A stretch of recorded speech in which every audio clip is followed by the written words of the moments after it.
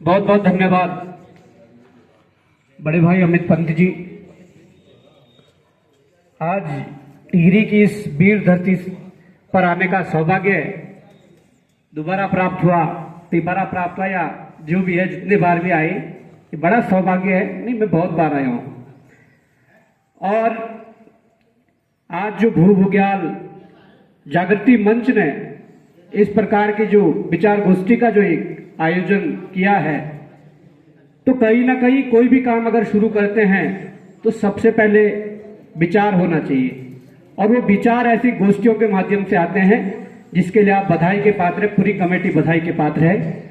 और यहाँ पर हमारे वरिष्ठ श्रीमान महिपाल नेगी जी हो, अमित पंत जी हो, या मोनू भाई हो, और हमारे आदरणीय प्रतापनगर से विधायक श्री नेगी जी हो, या हमारे यहाँ पर वरिष्ठ राज्य आंदोलनकारी हमारे श्रीमान कुमाइन जी हो, और हमारे अभिनव थापर जी हो, या हमारे वरिष्ठ राज्य आंदोलनकारी श्री उमेश चरण गुसाई जी हो, या हमारे सकलाना पट्टी से श्री अनुसुईया प्रसाद दुनियाल जी हो, और श्रीमान गजेंद्र रावत जी वरिष्ठ पत्रकार, हमारे साथी प्रांजल नौटियाल जी, और हमारे बड़े भाई त्रिभुवन चौहान जी, और अनूप बिस जी आए थे भाई साहब दिल्ली से, वो हो, प्रदीप सजवान जी पालकोट भाई हमारे चंबा से हैं, और श्रीमती बीना सजवान जी, श्रीमती रीता रावत जी, और तमाम मीडिया के बंधु,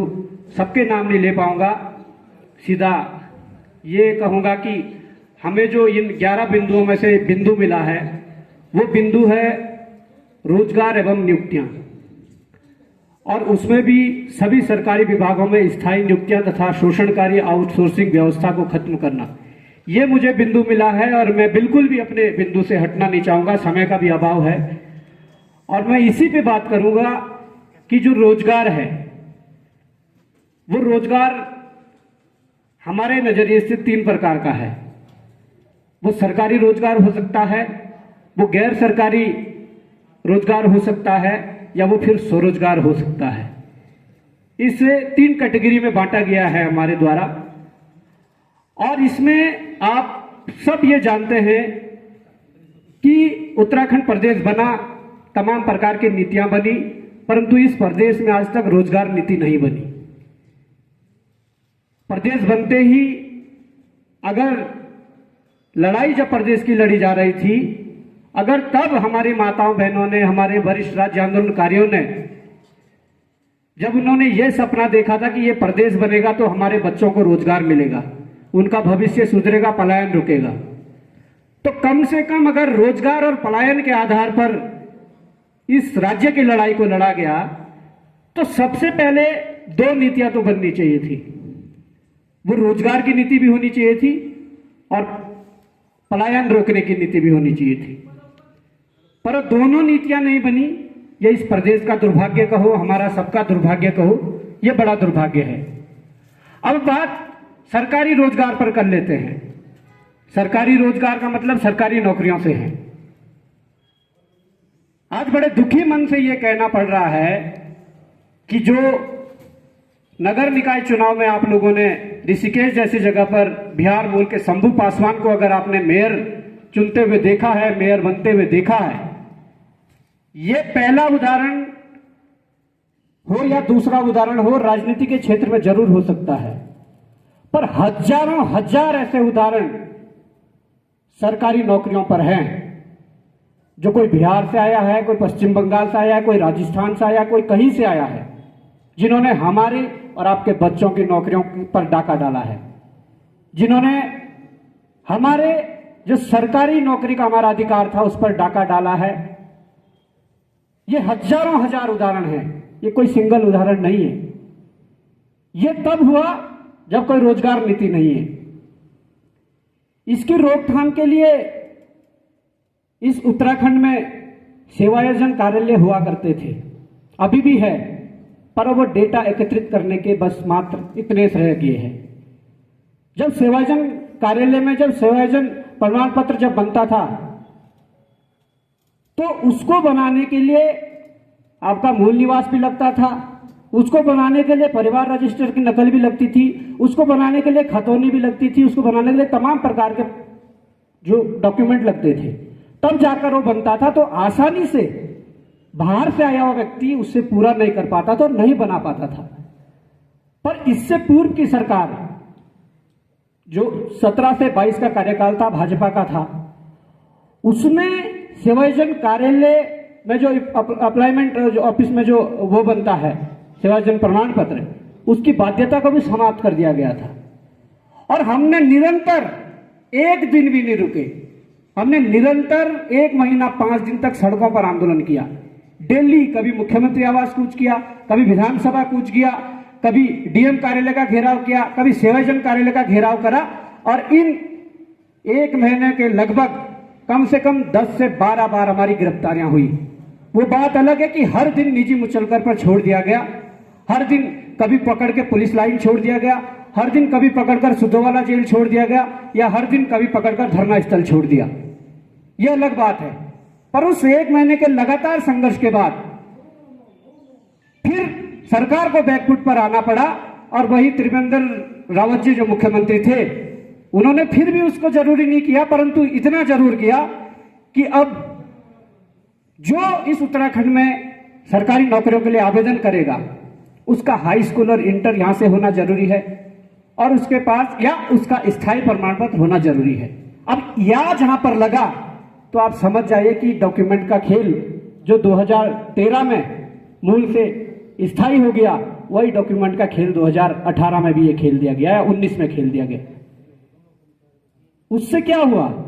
उससे यह हुआ जो मैंने पहली लाइन कही कि शंभू पासवान एकमात्र या 1-2 उदाहरण ऐसे हो सकते हैं पॉलिटिकल क्षेत्र में, पर सरकारी नौकरियों में हजारों हजार ऐसे उदाहरण है कि जिन्होंने गलत तरीके से फर्जी डॉक्यूमेंट बना के, फर्जी स्थायी निवास प्रमाण पत्र बना के यहां पर आवेदन किया और सरकारी ले दे के।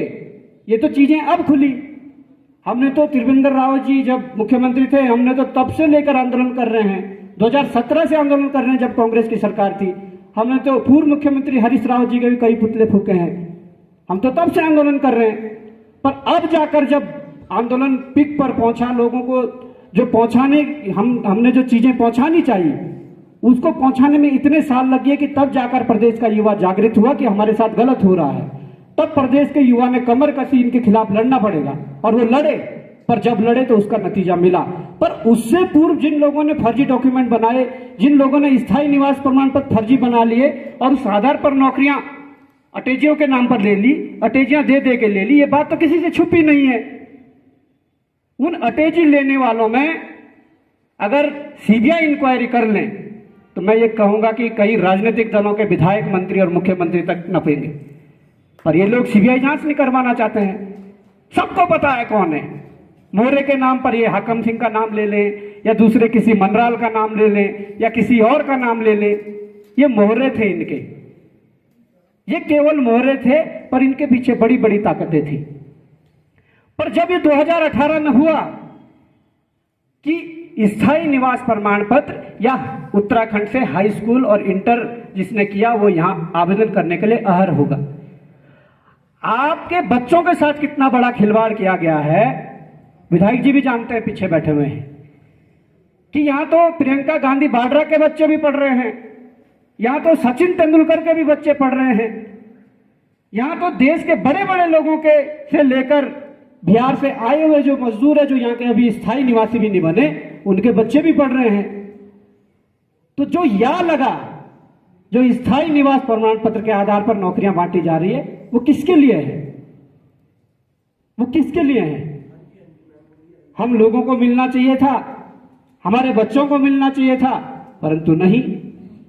मैं आपके सामने कहना चाहूंगा कि अगर बॉबी पवार उत्तर प्रदेश अधीनस्थ सेवा चयन आयोग का फॉर्म भरना चाहें, और अगर वो भर्ती या हिमाचल का भरना चाहे, राजस्थान का भरना चाहे, बिहार का भरना चाहे, अगर वो भर्ती ग्रुप सी के अंडर में है, और आपको पता होना चाहिए उत्तराखंड में ग्रुप सी कोई छोटा मोटा पद नहीं है।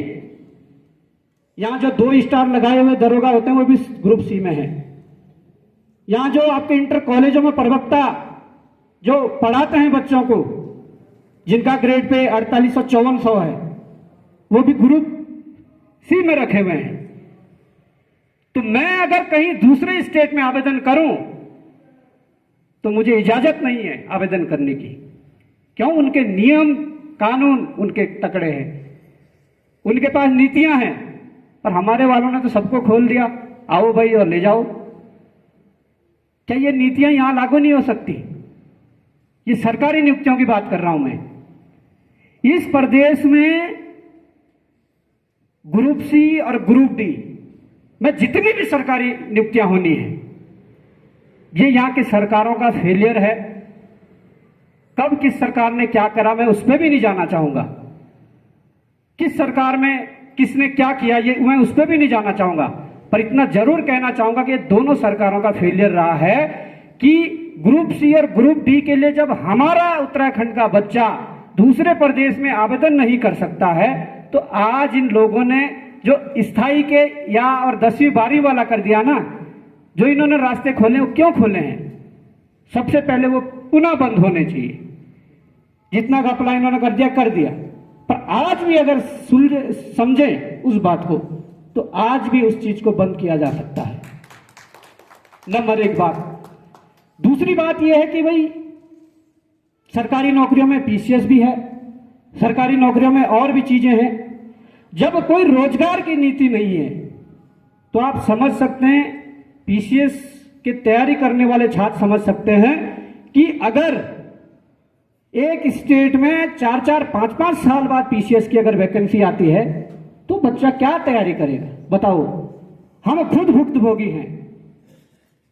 हमने पीसीएस के लिए क्लासें ली, हमने पीसीएस के बैच में मोटी फीस भरी, और जब हम अंडर एज थे तब हम प्रैक्टिस करते थे। अंडर एज का मतलब है कि जब 21 के भी नहीं हुए थे हमने पहले ही पीसीएस की तैयारी शुरू कर दी थी। हम तैयारी कर रहे हैं, वैकेंसी को वेट करते करते थक गए, वैकेंसी का वेट करते करते हमारे आगे नौकरियां बिकनी शुरू हो गई, तो क्या हम उस चीज को सह पाते? हमें उस पीसीएस की क्लास से गांधी पार्क और परेड ग्राउंड जैसे आंदोलन में कूदना पड़ा कि अब पीसीएस आ भी जाएगी। अगर इस प्रकार से बोली लग रही है, एसडीएम को तुम 25-25 करोड़ 30-30 करोड़ लेके तुम बना रहे हो, तो हमारा तो हो गया कल्याण। हमने कहा पहले ये सफाई होने की जरूरत है, ये सफाई होनी चाहिए, और हमने कुछ साल तक कोशिश की और अंततः हम सफल रहे कि उस चीज को पर्दाफाश कर पाए, और आज उसका फायदा प्रदेश के तमाम युवाओं को हो रहा है। परंतु दुर्भाग्य यह है कि आज सरकार बड़ा राग गाती है कि हमने नकल रोधी कानून लाया है, पर मैं धामी जी को मैं पहले भी चुनौती दे चुका हूं, वर्तमान में आज इस मंच से भी दे रहा हूं कि जब से नकल रोधी कानून आया है, एकमात्र मुकदमा, एकमात्र एक्शन किसी परीक्षा माफिया नकल माफिया पर दिखा दें। अगर एकमात्र मुकदमा केवल हुआ है वो भी एक बड़कोट के छात्र पर हुआ है, अरुण टमटा पर। वो इसलिए हुआ कि उसने, उसका पटवारी का पेपर था, उसने कहा कि मेरे पेपर की सील फटी हुई है और उस पर मुकदमा कर दिया, पर हिम्मत नहीं थी किसी परीक्षा माफिया पर मुकदमा करा, और आज तक नहीं हुआ। जेल 100 लोग गए, कुछ दलाल थे, कुछ परीक्षा माफिया थे, इनके पार्टी के लोग थे, कुछ छोटे कर्मचारी थे, कुछ आयोगों के कर्मचारी थे, कुछ पीसीएस थे, कुछ आईएएस थे, वो गए जेल, 100 लोग गए। पर जब तक इन्होंने नकल रोधी कानून बनाया तब तक वो 100 लोग हम जेल भेज चुके थे। आपका युवा सड़कों पर संघर्ष करके वो जेल भेज चुका था। ये नियुक्तियों की बात है, इसलिए पारदर्शिता की बात थोड़ी बहुत इसमें कर रहा हूं कि क्या होना चाहिए था। सरकारी नौकरियों में जब तक इस प्रदेश के युवाओं को ग्रुप सी और ग्रुप डी में 100% आरक्षण है, परंतु अप्रत्यक्ष रूप से नहीं है, जहां इन्होंने इस प्रकार के रास्ते खोल दिए हैं। प्रत्यक्ष रूप से है पर अप्रत्यक्ष रूप से नहीं है। इसकी बात मैं दोबारा करूंगा जब मैं आउटसोर्स पे आऊंगा और जब बैकडोर पे आऊंगा, इस 4th क्लास, और उसकी बात दोबारा आएगी। परंतु उससे पहले यह है कि मैं पीसीएस की बात कर रहा था। सालों साल वैकेंसी निकलनी चाहिए थी, हर साल निकलनी चाहिए थी, जिससे एक युवा को यह भी लग जाता कि मैंने 3 बार परीक्षा दे दी, 4 बार दे दी, 5 बार दे दी, 5 साल में 5 बार दे दी, मेरे से नहीं हो रहा तो मैं कोई दूसरा रास्ता पकड़ूं, कम से कम बर्बाद तो नहीं होऊंगा। आज एक युवा जो 5-5, 6-6 साल परीक्षा की तैयारी करके 5 साल बाद अगर वो पेपर देता है, पेपर भी लीक हो जाता है या कुछ गलती से कुछ वो हो जाता है, तो 5 साल बाद वो घर का ना घराट का रहता है, उसके सपने चूर हो जाते हैं। उसे पता है कि अगली भर्ती फिर 5 साल बाद और आनी है। तो हमारे पहाड़ के लोगों की इतनी हैसियत नहीं है, हम सब सामान्य परिवार से आते हैं, कि वो अपने बच्चे को 10 साल देहरादून में रख के खर्चा भिजवा सके। नहीं है इतनी हैसियत हम लोगों की। उसके लिए तो रोजगार नीति चाहिए। अगर हम भी 1-2 साल 3 साल पीसीएस की परीक्षा दे पाते तो हमें भी अपना पता लग जाता भाई कि हम काबिल है, नहीं है तो दूसरा ट्रैक पकड़ते, और काबिल थे तो निकल जाते। ये धोखा इस प्रदेश के युवाओं के साथ हुआ है। और मैं तो चाहूंगा, यहाँ पर विपक्ष के विधायक हमारे बैठे हैं, इन बातों को जरूर नोट करके आप विधानसभा के अंदर रखिए, और निश्चित तौर पर आप रखोगे तो सरकार सुनेगी, और आगे अगर नीति बनेगी तो संपूर्ण उत्तराखंड को यह फायदा होगा, युवाओं को फायदा होगा। और अगर सरकार नहीं करती है, विपक्ष नहीं उठाता है इन बातों को, तो यह भी गांठ बांध लीजिए। हम लोगों ने 1994 से लेकर 2025 तक केवल सामाजिक लड़ाइयां लड़ी है, अब राजनीतिक लड़ाइयां भी लड़ेंगे। इस बात को आप लिख के ले लो।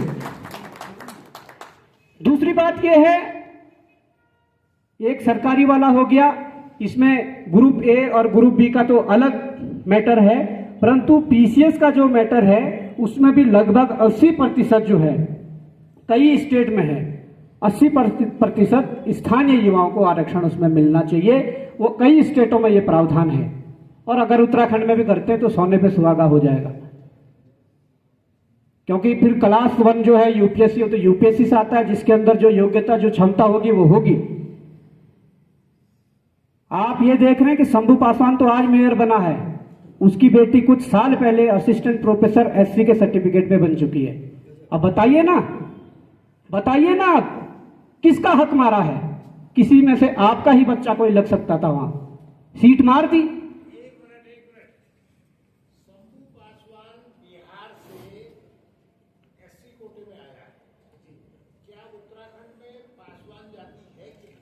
देखिए, पासवान डॉक्यूमेंट में नहीं है, डॉक्यूमेंट में दुसाध है, और उत्तराखंड में दुसाध है। पर अगर वो बिहार का दुसाध है तो ही उत्तराखंड के दुसाध का लाभ नहीं ले सकता, यहाँ के आरक्षण का लाभ नहीं ले सकता। पर हो गया यही आवाज, ये बहुत सारी है। मैंने कहा ये सिंगल एग्जाम्पल हो सकता है, पर नौकरियों में ऐसे हजारों एग्जाम्पल है। अगर छानबीन शुरू हो जाए तो कई लोगों को बोरिया बिस्तरा पैक करना पड़ेगा जो गलत तरीके से लगे हैं। और मैं भी कहता हूं, अगर मैं चकराता का एसटी हूं, उत्तराखंड का एसटी हूं, तो मैं दूसरे स्टेटों में एसटी का लाभ नहीं ले सकता। ना तो आपके परीक्षा में लाभ ले सकता हूं किसी परीक्षा में, ना वहां विधानसभा की एसटी सीट पर लड़कर लाभ ले सकता हूं। हाँ, वो बात अलग है कि संसदीय सीट अगर पूरे देश में एसटी कहीं है, वहां मैं लाभ ले सकता हूं। समझ लेते हैं, सरकारी वाली बात हो गई। अब मैं गैर सरकारी नौकरियों की बात करता हूं। गैर सरकारियों में पूरा हमारा निजी क्षेत्र आ जाता है। वो निजी क्षेत्र सिटकुल हो या अन्य ऐसी जो परियोजनाएं उत्तराखंड में चल रही है, जो बहुत लंबी परियोजनाएं हैं और जहां पर बहुत बड़ा बजट खर्च हो रहा है, ये गैर सरकारी है। अब हकीकत देखिए कि क्या है, नौकरी किसको मिल रही है? हम मानते हैं हमारे लोगों को भी मिल रही है। गैर सरकारी जो संस्थान है, वो सिटकुल हो कोई भी हो, यहां पर नारायण दत्त तिवारी जी के समय का शायद एक जीव है जिसमें 70 और 30 के रेशियो को दिया गया है कि सिटकुल में भी अगर नौकरी मिलेगी तो 70% स्थानीय उत्तराखंड का युवा होना चाहिए और 30% आप बाहर से ले सकते हो। अगर नहीं मिला तो उसका पालन कहां हो रहा है? हमारे बगल में सेला कोई लगता हुआ क्षेत्र पूरा बिजनौरियों से भर रखा है पूरा, और उनकी आड़ में ड्रग्स और खतरनाक नशे, ऐसे नशे ना जाने कहां से आ रहे हैं, ना जाने युवाओं को किस ओर धकेल रहे हैं। ये सारी चीजें चल रही है। ना तो उस जियो का पालन हो रहा है, और ना ही जो बड़ी बड़ी परियोजनाएं लग रही है, उन परियोजनाओं में भी गैर सरकारी जो नौकरियां, रोजगार यहाँ के युवाओं को मिल सकता है, उसमें यह सिस्टम हो रखा है। अगर कंपनी गुजरात की है तो गुजरात से ही वर्कर्स लाए जा रहे हैं। अगर कंपनी महाराष्ट्र की है तो महाराष्ट्र से ही लाए जा रहे हैं। कंपनी हैदराबाद की है तो वहीं से वर्कर्स लाए जा रहे हैं। ये समस्या है। हम कह रहे हैं उत्तराखंड में बेरोजगारी है, बेरोजगारी तो होगी, बेरोजगारी तो होगी जब यहां के युवाओं को रोजगार नहीं दोगे। ये चिंतन तो हमारे सरकार को करना चाहिए, पर सरकार कहां चिंतन करती है। सरकार पहले तय कर लेती है कि अगर 2000 करोड़ की ये परियोजनाएं हैं तो भाई साहब ऐसा है 200 करोड़ आप पहले अटैची पहुंचा दीजिए। ये सच्चाई है आज की।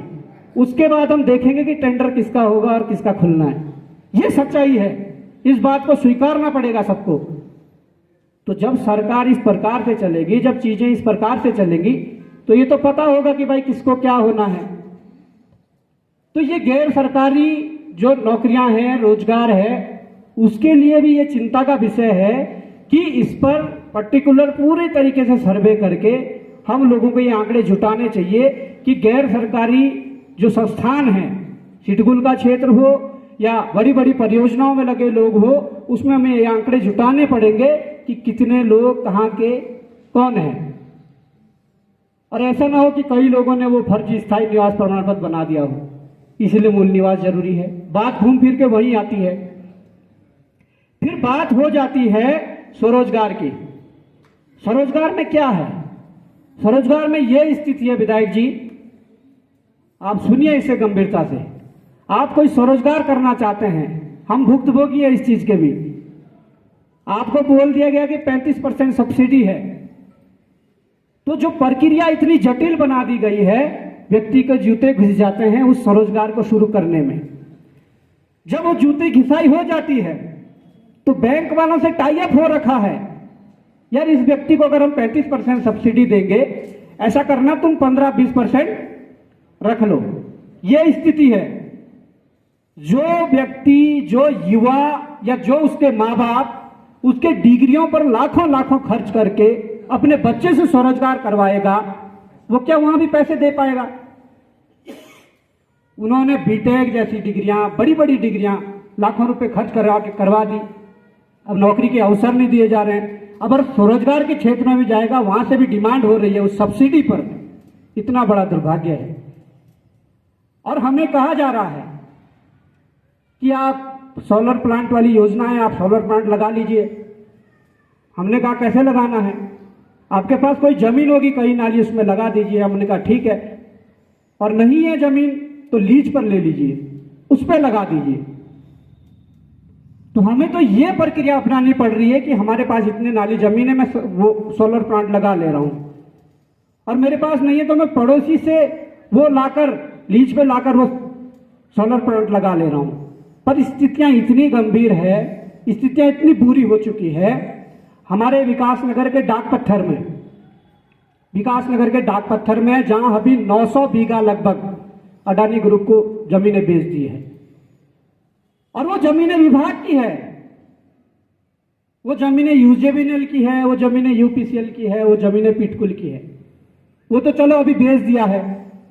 उससे पहले 2017-18 में वहां पर हैदराबाद से कंपनियां लाई गई, और मुझे तो ऐसा लग रहा है कि कंपनी एक ही व्यक्ति की है, पर अलग अलग नाम से 4-5 कंपनियां ले आई, ऐसा मुझे लग रहा है। हैदराबाद से कंपनी लाई क्यों? क्योंकि जो ऊर्जा सचिव है मीनाक्षी सुंदरम वो उधर ही से है। तो जो सरकारी जमीनें थी, विभाग की जमीनें हैं, वहां पर कुछ आबादी, पट्टे की जमीन में आबादी बस गई थी, उन्हें पीएसी लगाकर, बुलडोजर लगाकर उन सबको तोड़ा गया, नए नए मकान तोड़े गए, और उन कंपनियों को लाया और उन्हें वो लीज पर देकर वहां सोलर प्लांट लगा दिए गए। अरे जब तुम्हें सरकारी जमीनें लीज पर देनी है, जब उस पर ही तुम्हें प्रोजेक्ट लगवाने हैं, तो भाई क्यों हैदराबाद से बुला रहे हो? हमें क्यों नहीं दे रहे हैं? सरकारी जमीन सस्ते रेट पर भी मिल जाती है, और मैदानी क्षेत्र में वो सोलर प्लांट लग रहा है तो उसका फायदा भी ज्यादा है, क्योंकि धूप भी 7 बजे लग जाती है और शाम को भी 5-6 बजे तक रहती है। तो जमीनें हमें क्यों नहीं दी जा रही है? हमें क्यों बोला जा रहा है कि तू पहाड़ के उस धार पर लगा दे जहां सुबह 7 बजे सूरज आता है और 12 बजे खत्म होकर उस धार के पीछे चला जाता है? हमें क्यों ऐसा बोला जा रहा है? वहां उत्पादन क्षमता क्या होगी आप बताइए। अभी आप देख रहे होंगे टीरी वाले उस वाले क्षेत्र में सुबह धूप लग गई थी, पर 1-1:30-2 बजे के बाद निकल गया ना, उत्पादन क्षमता क्या होगी? जहां पर उत्पादन क्षमता है, जहां पर लीज के रेट कम है, वो तुम हैदराबाद से लाओ, वो तुम महाराष्ट्र से लाओ, उन्हें तुम गुजरात से बुलाओ। और जहां पर जोखिम भरा कार्य है, जहां पर नुकसान ही नुकसान होना है, वहां पर बोलो कि भाई त्रिभुवन जी आप लगा लीजिए, आपको सब्सिडी दे रहे हैं। तो ये स्वरोजगार की स्थिति है, ये स्वरोजगार की स्थिति है। जिस स्वरोजगार के बल पर यहां का युवा स्वावलंबी बन सकता था, खड़ा हो सकता था, मजबूत आर्थिक रूप से हो सकता था, उस स्वरोजगार में भी इतने टेक्निकल पॉइंट डाल दिए गए हैं, इतना जटिल बना दिया गया है और इतनी नियमावलियां चेंज कर दी गई है कि आसानी से कोई स्वरोजगार भी नहीं कर सकता। अगर कोई कर भी लेगा तो बहुत बड़ी दिक्कत है। वो इतने आर्थिकी तंगी में आ जाता है, इतने आर्थिकी घाटे में चला जाता है कि उसे या तो लास्ट में बंद करना पड़ता है, सुसाइड करना पड़ता है। ऐसे कई उदाहरण हैं।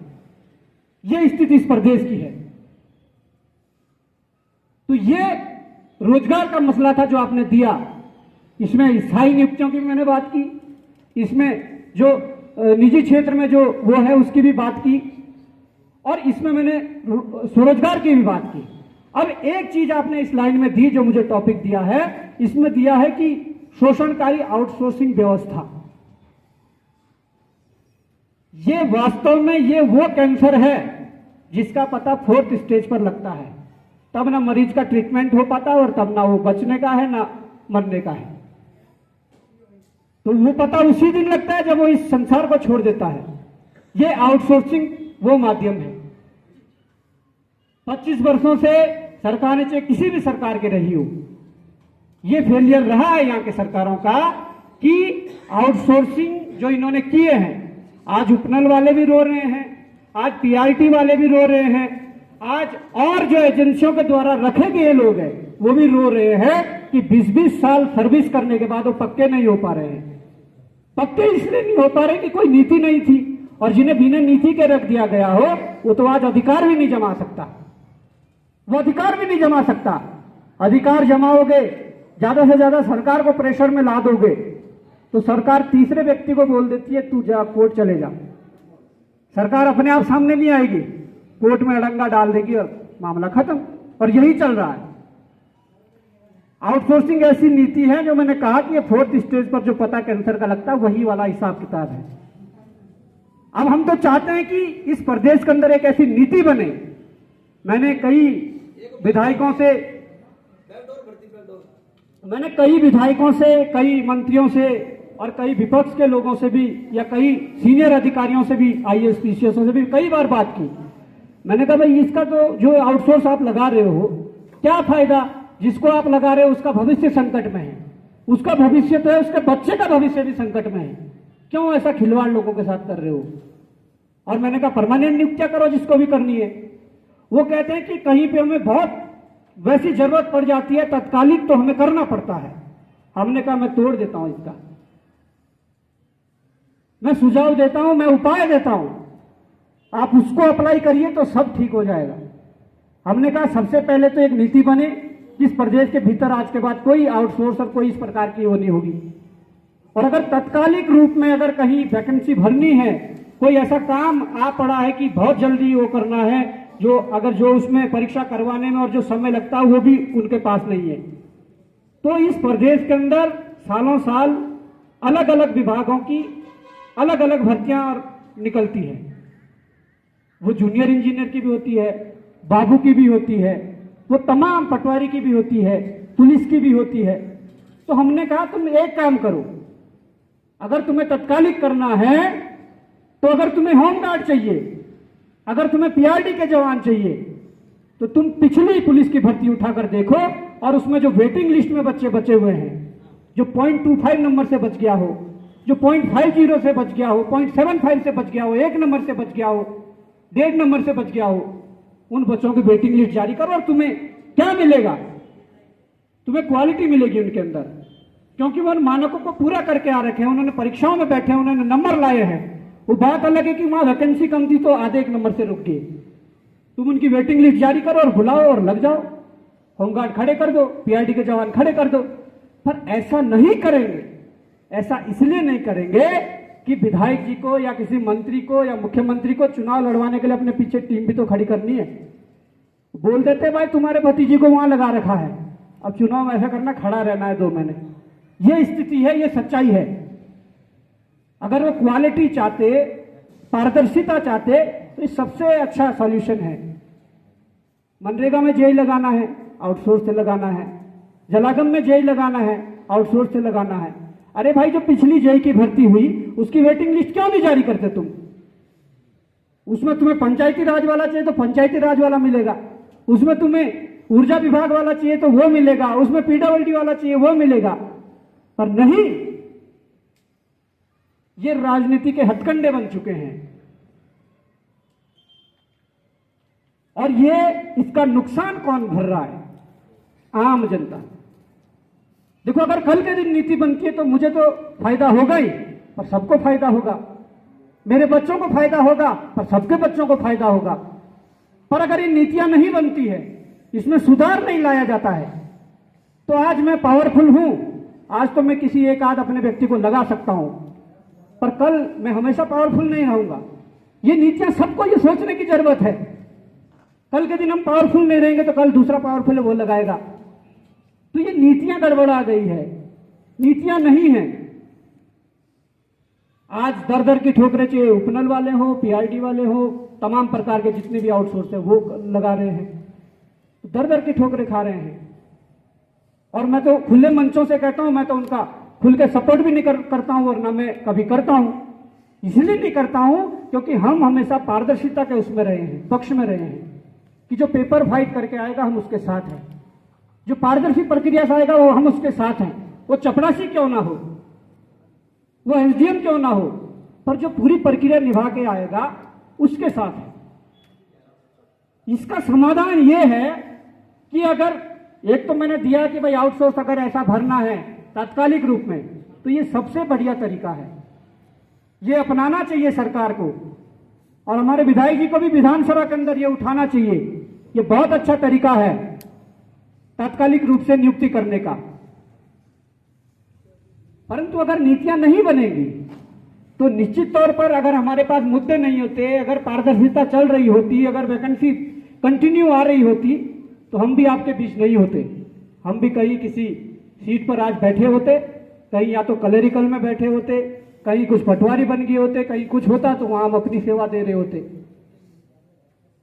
पर आवश्यकता आविष्कार की जननी है और उस राह पर चले तो आज निश्चित तौर पर यह है। और इस मंच से फिर कहता हूं, अभी मैंने कहा कि अगर इसको भी सरकार नहीं करती है, इसको भी विपक्ष नहीं उठाता है, सरकार नहीं करती है, तो निश्चित तौर पर आगे हम करके दिखाएंगे और पूरी पारदर्शिता के साथ करके दिखाएंगे।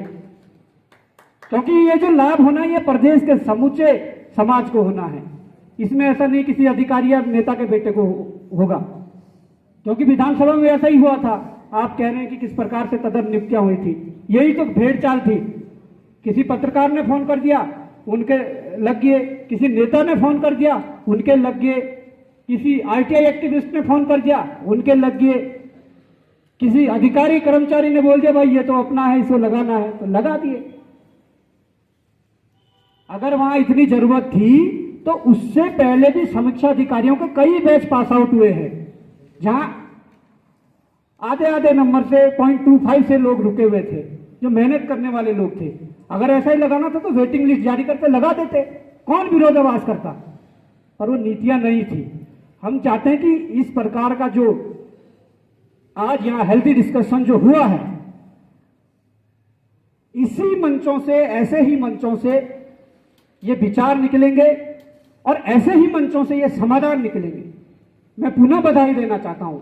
इस प्रकार की गोष्ठियां बारंबार होनी चाहिए और इस प्रकार की गोष्ठियां केवल टिहरी तक नहीं, इस प्रकार की गोष्ठियां हर जिले में होनी चाहिए, हर ब्लॉक में होनी चाहिए, हर पंचायत में होनी चाहिए। तब जाकर कुछ यहां से सुझाव निकल सकते हैं, तब जाकर उसके कुछ समाधान निकल सकते हैं और तभी इस प्रदेश को बचाया जा सकता है। नहीं तो बहुत बड़ी विडंबना है, बहुत बड़ी विडंबना है।